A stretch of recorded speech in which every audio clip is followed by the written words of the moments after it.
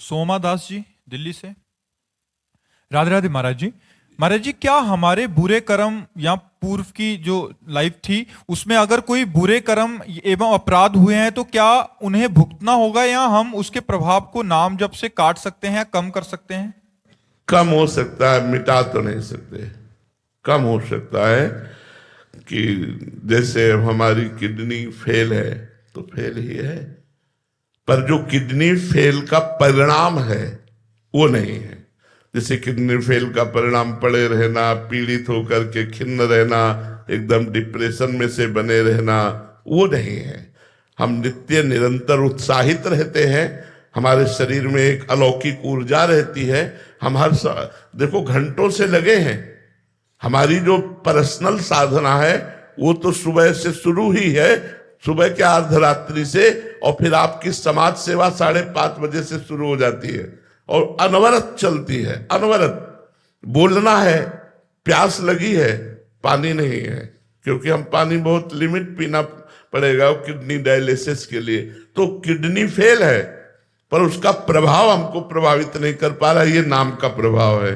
तो नाम हमारे को सहने की सामर्थ्य देता है। नाम रोग या विपत्ति या दुख के कष्ट के प्रभाव को कम कर देता है, पूर्व के बन गए प्रारब्ध को मिटाता नहीं है। मिटा भी सकता है तब जब भगवत प्राप्ति का लक्ष्य नहीं होगा। अगर भगवत प्राप्ति का लक्ष्य बन गया है तो भोगना पड़ेगा, नहीं तो कौन सा ऐसा कार्य है जो भजन से ना हो सके? क्या नहीं हो सकता भजन।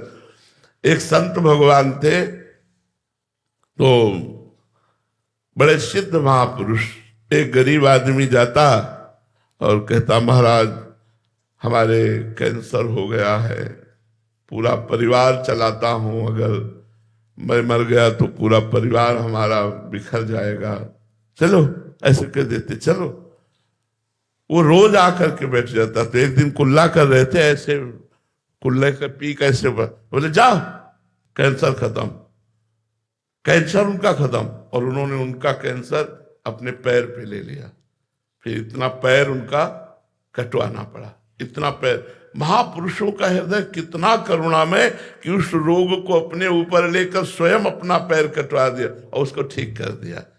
तो भजन बल बचा करके शरीर में भोग लिया और भजन बल से परम धाम गए। अगर परम धाम जाने का लक्ष्य ना हो, भजन किया जाए कि तो क्या नहीं हो सकता, क्या नहीं हो सकता भजन से। लेकिन जब भजन प्रारब्ध मिटाने लायक होता है तब ये इच्छा नहीं रह जाती प्रारब्ध मिटाने की, और जब तक भजन प्रारब्ध मिटाने लायक नहीं होता तब तक इच्छा रहती है। जैसे ब्रह्मास्त्र का प्रयोग मच्छर मारने के लिए नहीं किया जाता, ऐसे भजन का प्रयोग रोगों के मिटाने के लिए नहीं किया जाता, क्योंकि पता है कि ये शरीर तो मरेगा, आज नहीं तो कल मरेगा। हम इस भजन से भगवत प्राप्ति कर लेते हैं, जन्म मरण के चक्र को मिटा देते हैं। तो भजन प्रारब्ध को मिटा सकता है पर भगवत प्राप्ति फिर नहीं होगी। इसलिए हम प्रारब्ध को भोगने की शक्ति, प्रारब्ध को कब भोगने की शक्ति, ये भजन के प्रभाव से अपने आप मिल जाती है, और भजन से भगवान की प्राप्ति होती है। श्री राम।